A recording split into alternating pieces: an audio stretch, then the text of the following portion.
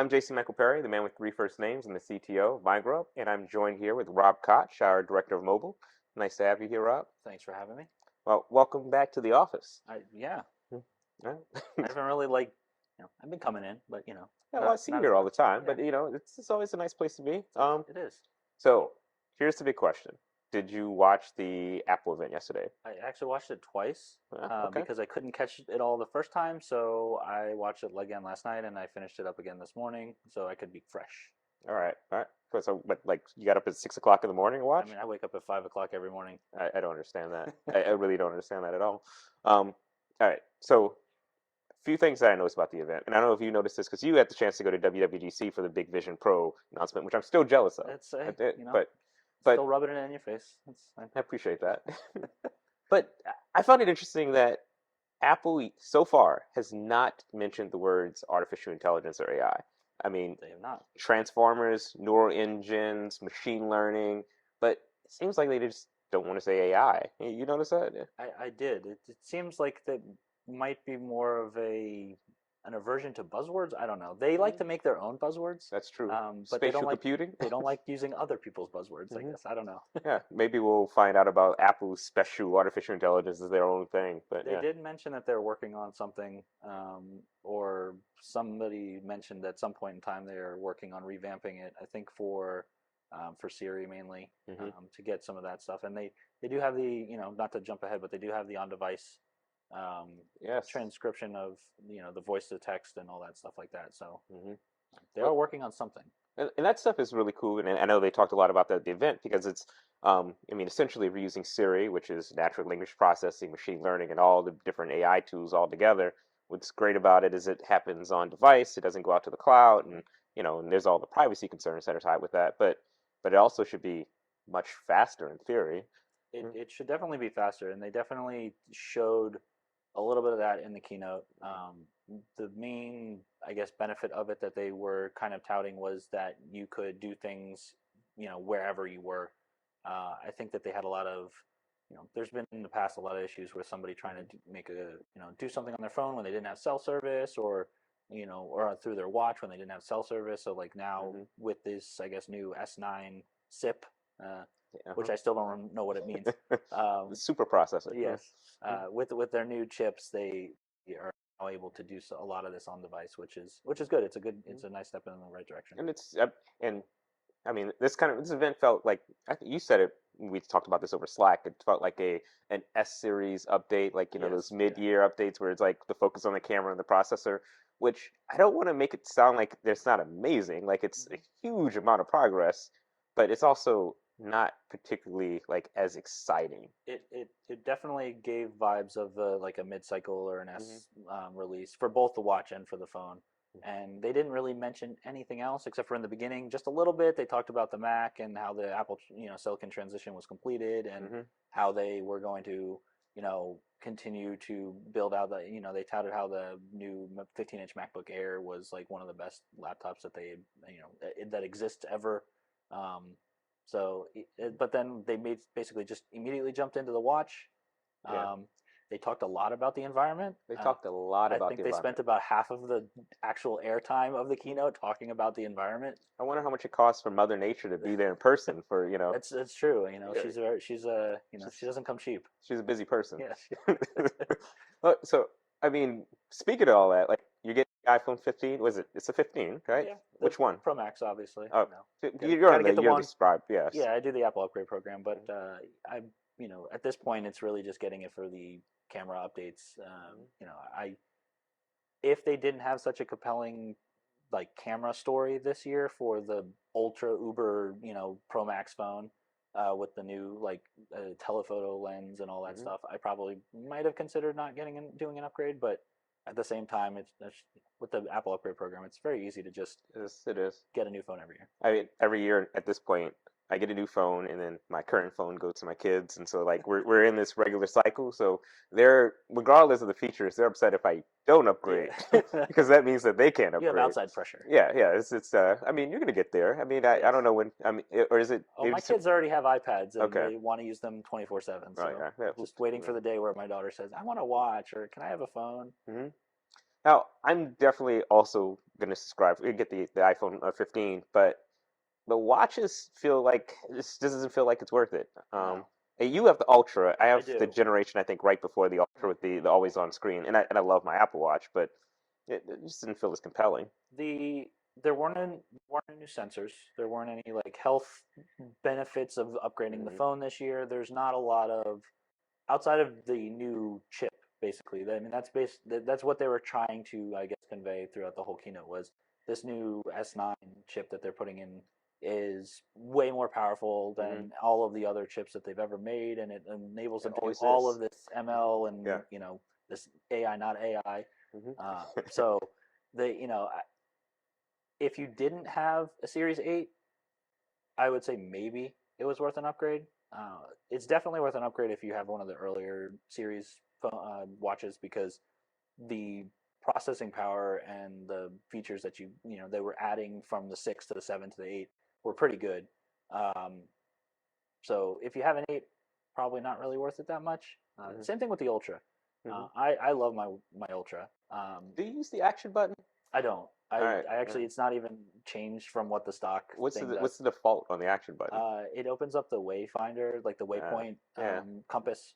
And so you've used that once by I've accident. oh yeah, because where the action button is on the Apple Watch, it's quite annoying because if you're right-handed and you're wearing the watch on your left hand, you go to Mm. push the digital crown, Oh, and and you when you do tap on the other that, side. you're tapping the action button. It really almost seems like the speaker and the action button needed to be swapped because Mm. that's the only time I ever hit my action button is when I'm trying to press my crown.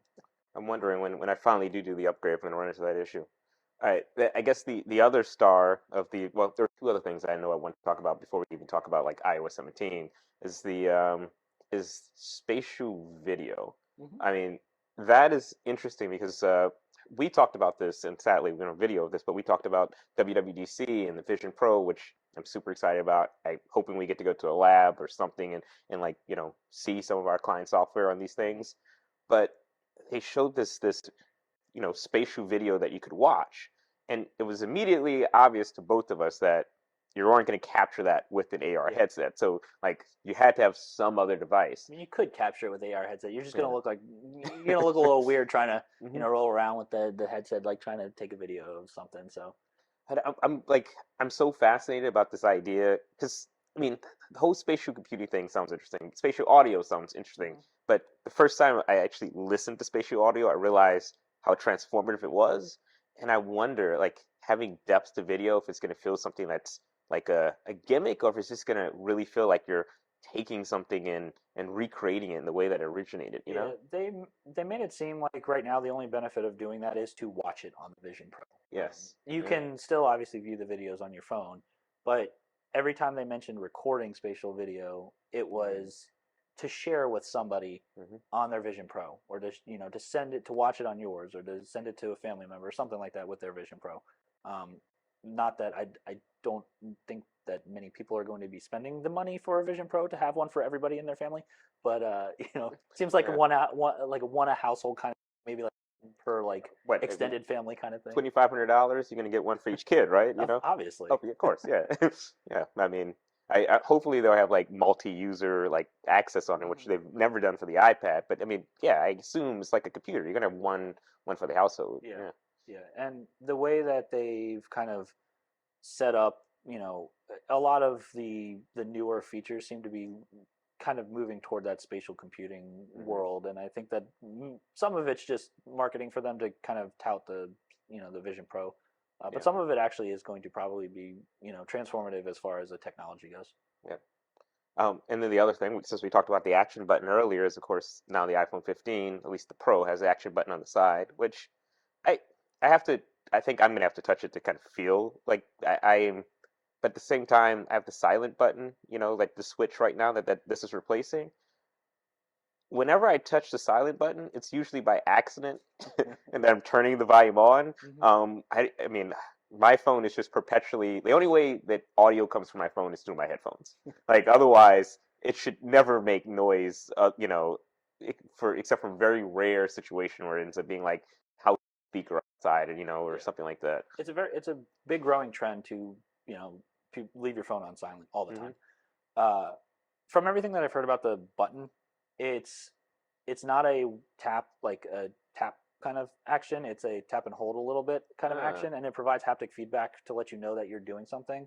nice. So when you are switching it to that like silent mode, which is I think the default, you push and you have to hold it for like a second. It's kind of like the force touch or like the whatever the how you update your Apple Watch wallpaper on the Hmm. watch. But I think the one of the benefits of this button is that you can do anything with it. So it's not just a silent button anymore. Hmm. So like if you leave your phone on silent all the time, just leave it on silent and remap the button to do something else, like open the camera. I think the camera is probably going to be a really big one that people I use it can see for. the camera being a great one for that. I also Yeah. did hear that if you open the camera with it, you can also use it to take like you can press it to take to close the shutter to take a picture. See, now that's what I'm Um, talking about. Like to pop it open and then also use it to take the picture. exactly, but That's perfect. you can also tap the volume up and volume down buttons to do the same thing. So I think when the camera's open, any of those buttons except the power button take like activate the shutter to take the picture. Hmm. But with shortcuts and being able to map the button to shortcuts, you can do anything with it. You can have it open any of your apps. You can have it run a shortcut that does a specific thing. There's, I don't want to say the possibilities are endless, but they're close to endless with how use that button. All right. So for us as app developers, software developers for the mobile platform, of course, the other big announcement, which wasn't really spoken a lot about at the event, is iOS 17. Mm-hmm. I mean, in iOS 17, we've had the opportunity to, at least I've been running the beta since WWDC, and I finally upgraded to the most recent version that was launched today. And I already feel like I'm used to using iOS 17, but I know we're always talking about ways that we can do more for our clients so that they can take advantage of some of the new features. Are there any like standouts that you find are interesting in iOS 17? Just features you like, or also features that you think are important as an app developer? Yeah, so I have the same feeling because I've been using the beta for a while, and it's Hmm. almost I forget during the keynotes that a majority of the people have never even seen what is happening because a lot of people Exactly. Yeah. probably don't watch WWDC or the keynote or anything like that. If they watch, it's kind of so long ago that they've forgotten about some of the things and they're not using it actively daily. Hmm. So when they're talking about these new iOS 17 features, I'm like, that's old news, but it's Hmm. not. It's new news. It's like I've been doing that for months. Yeah, What are you it's like, talking what are you about? talking about? Yeah. One of the cool things that I think from a development standpoint, as far as iOS 17, because the interactivity with the widgets is Hmm. a big thing. We don't get a lot of opportunity to build widgets for stuff. So the static nature of the previous ones were somewhat limiting. Like you could show data on them, but you had to refresh it constantly from the app, or you had to write these storylines that like push the data out.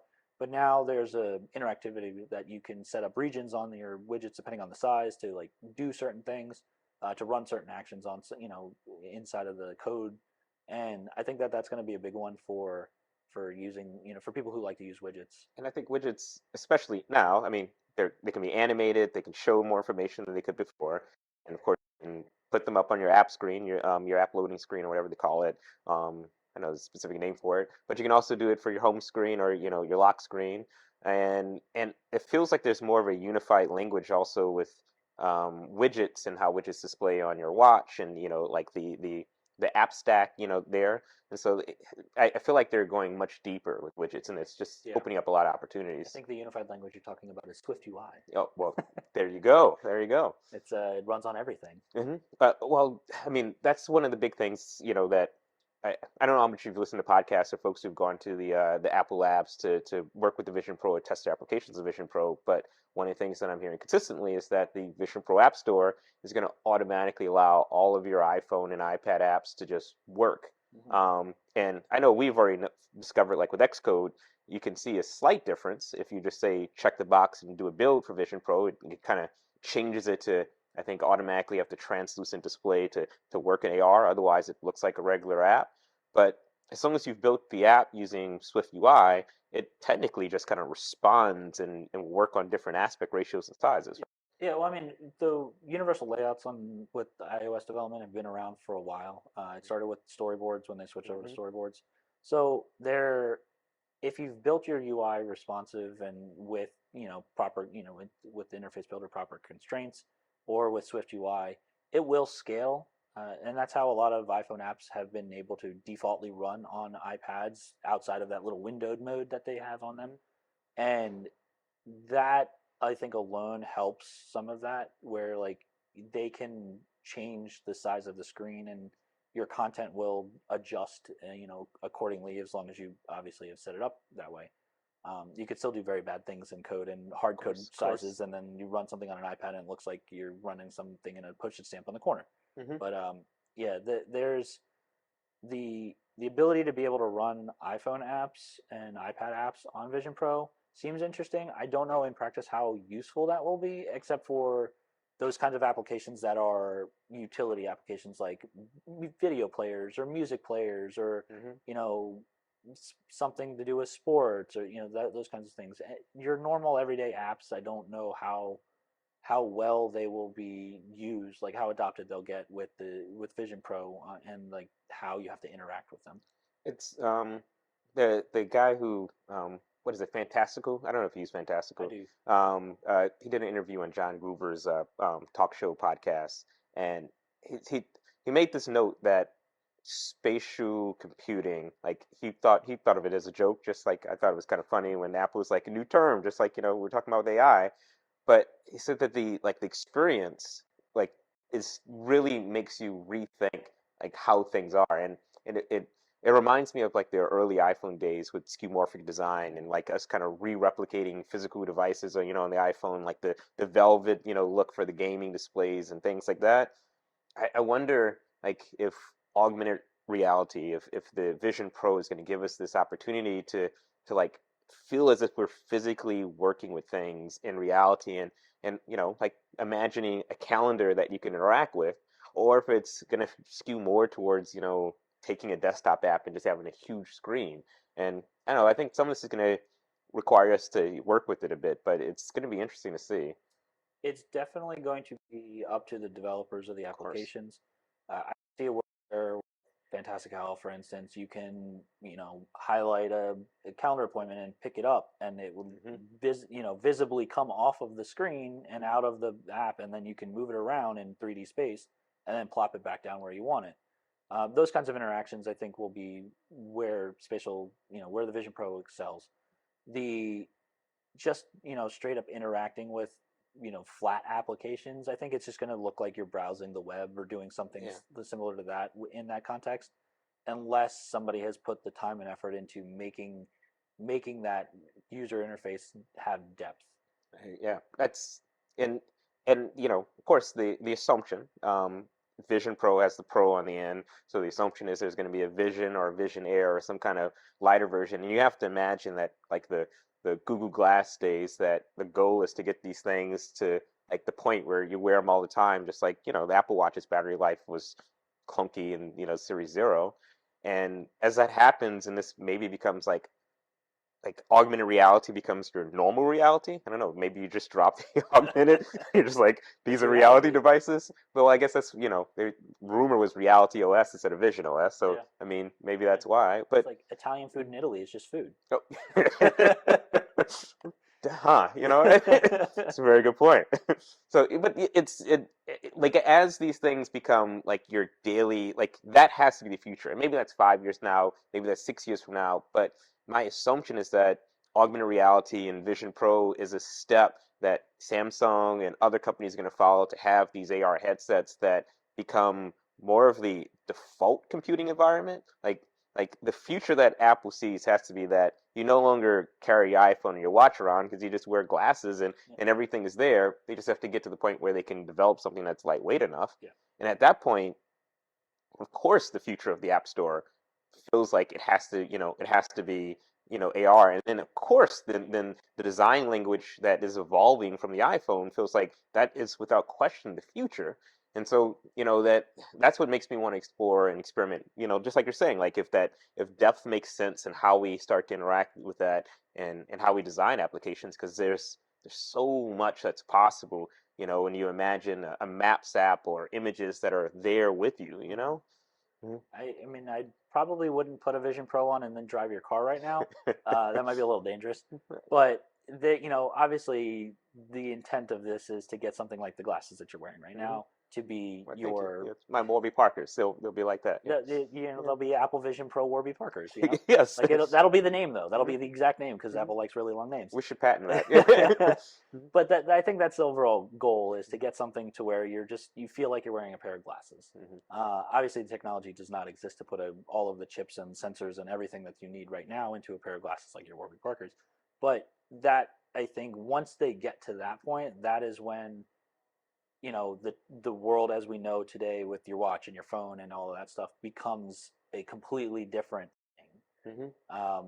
There's a long way to go to get there, I think, but Vision Pro is a great start, and I have to imagine that some of the other companies like Samsung and LG are going to start trying to develop their own version of Vision Pro and to compete, right? Hmm. Because right now, you have the Oculus products and the HTC products that are in that world, but they're mainly VR gaming things and not every day wear this to do work or take meetings or Hmm. watch video kind of stuff. Yeah. I mean, it seems like it's the next progression. Um, One of the things I thought was super fascinating is the like index finger thumb Mm-hmm. tap from the Apple Watch is the with the Vision Pro, it has the cameras that look down, and so you're supposed to be able to like just easily click based on selecting some of the eyes and tapping, but it's amazingly identical to the exact same tap, for the Apple Watch, which is not really a new feature because it was an accessibility feature, I don't know, like 2 generations ago that you could turn on, and they're actually because you can use your hand to like switch between apps and Yep. do other motions. I'm surprised they didn't go further with what they introduced, but it's kind of cool to see like this design language move across their devices. Um, it like the thing that I think about when I think about the Vision Pro is that you got to recreate all these concepts like copy and paste, Control C or Command C and Command V or things that just feel normal, but there has to be a version of that that feels normal in Yep. this other computing world.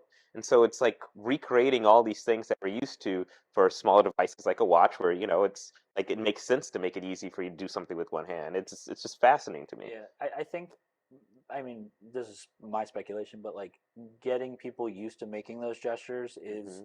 trying to make it become more, automatic or second nature. So Yeah. it's like you said, it's been an accessibility feature on the watch. I don't know if the gesture was developed and designed for the Vision Pro 10 years ago when they started developing it, and Hmm. then they brought it to the watch as like, hey, that would be cool to do, or if it started in the watch and then they used it in the Vision Pro.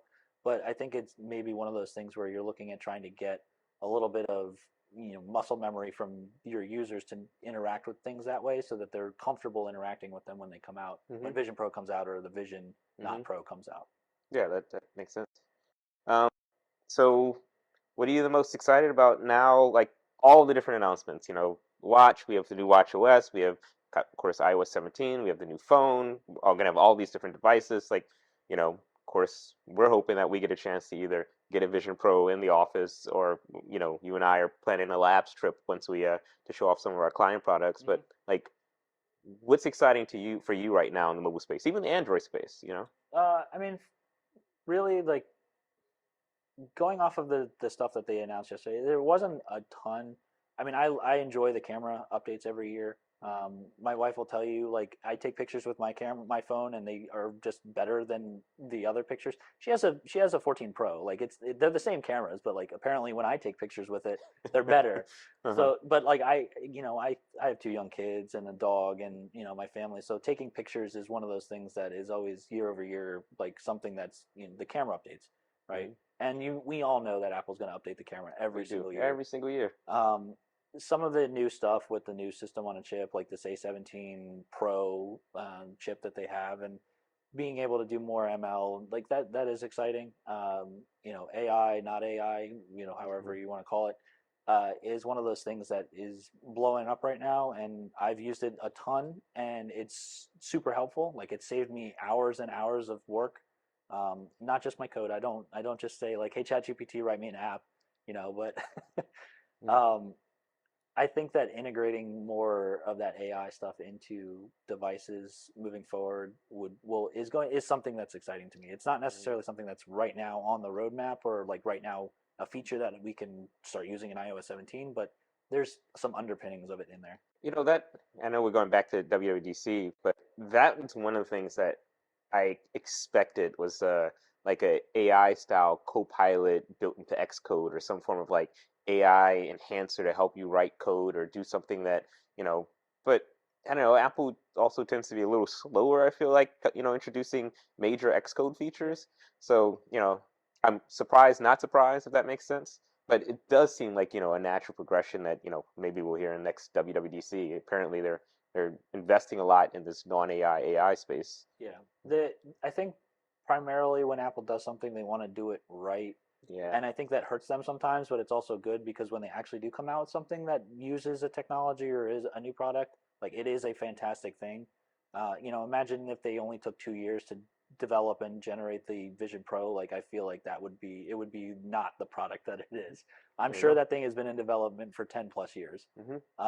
But doing that with features, and the reason why I think it looks like they're lagging behind is because they are working on things. They just are a very private company. They don't Hmm. talk a lot about what they're doing because they don't want, I guess, other companies to get a competitive advantage or whatever. But when they do end up ultimately coming out with something, it's usually a very good product. Yeah, agreed. Rob, this has been an amazing conversation. Thank you for coming. Okay. Any parting thoughts? No, just excited to pre-order my phone and then wait another 7 days to get it in the mail. You know, uh, it may come a little quicker. You never know. Yeah. Yeah, well, it's been great. This is Rob Koch, a director of mobile. Thank you again for taking some time to Thanks for talk having with me. me. Um, we're going to do more of these. So if you enjoyed this, please like, subscribe, comment, let us know what you like and what you didn't like.